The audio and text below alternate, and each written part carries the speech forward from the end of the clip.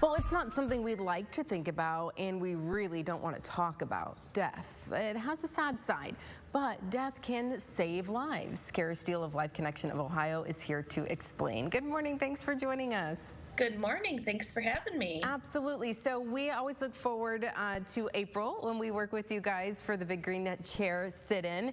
And of course, last year we had to take it virtual, and we are going to do that again this year. So let's talk about this event and what it's all about. Sure. It went so well last year that we're going to go for round two. Yeah. So in a typical year, we invade WTOL's studio with our big green chair. And just to explain that a little bit, so we do have an overstuffed green chair. If anyone hasn't seen it, we take that to some of our events. And the tagline of our green chair campaign is "Don't let another chair go empty." So there are several people every day, about 20 unfortunately, who pass away waiting for a life-saving organ transplant.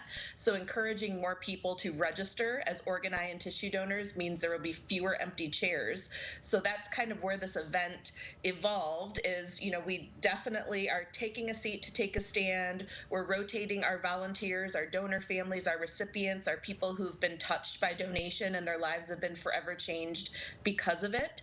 And we're making that stand and encouraging people to get educated and take that step and register as a donor if that's something that they're interested in. Yeah, we love this event, and hopefully we will get to, you guys will be able to invade our studios once again here next year, but we still get that message out in a virtual format, which is so important because we know, so many people are waiting right now for that life-saving donation.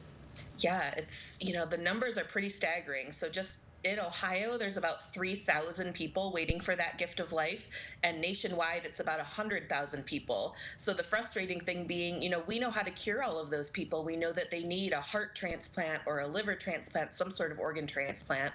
And unfortunately, because they're not enough going around, there are those people who die every day waiting. So at Life Connection of Ohio, anytime that we're able to talk about donation, educate people about the importance of it, that's what we're all about. And you're seeing some of the screenshots from our virtual green chair sit-in last year that again went so well, especially for the first time trying an event like that. So we're looking forward to April, which is National Donate Life Month, which is when this event will happen on April 20th. We'll have several live interviews throughout the day. Again, donor families who are honoring their loved one and the incredible gift they were able to give through donation, and recipients who literally would not be alive today without that generosity. Yeah, it's so wonderful to hear their stories, and so everyone is going to just be touched by that when they tune in on the 20th of April. It's also an opportunity for us to answer questions, to bust some myths that are out there, and it might be keeping people from, saying, yes, I want to be an organ donor. So let's talk about a couple of the big ones this morning. I think some people worry if they say yes, that if they get into a car accident or there's a emergency situation, that doctors aren't going to try as hard to save their lives. But we know that's not true. You're correct. Definitely not true. I'd say that's the #1 misconception and has been for a long time. I've been at Life Connection now for over 15 years, and it's still the top one that we always talk about. So just to kind of explain that process, if I am in a car accident, I'm in the hospital in an emergency situation, any doctor, any nurse in that hospital setting is only worried about one thing, and that is saving my life. They're going to do every last thing they can to save my life. They don't know whether I'm a registered organ, eye, and tissue donor. They don't care.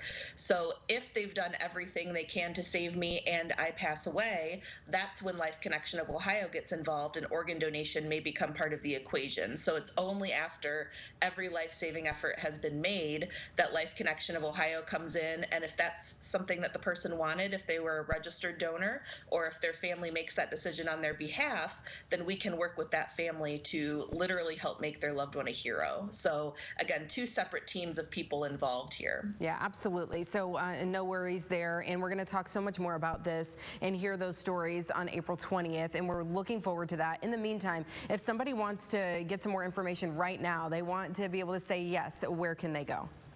Lifeconnection.org is a great resource for you. You can read stories of people whose lives have been forever changed because of donation, learn the facts, clear up some of those misconceptions, and take that step and register if you are interested in doing that. Wonderful. Kara, thank you so much for joining us this morning. We're looking forward to next month.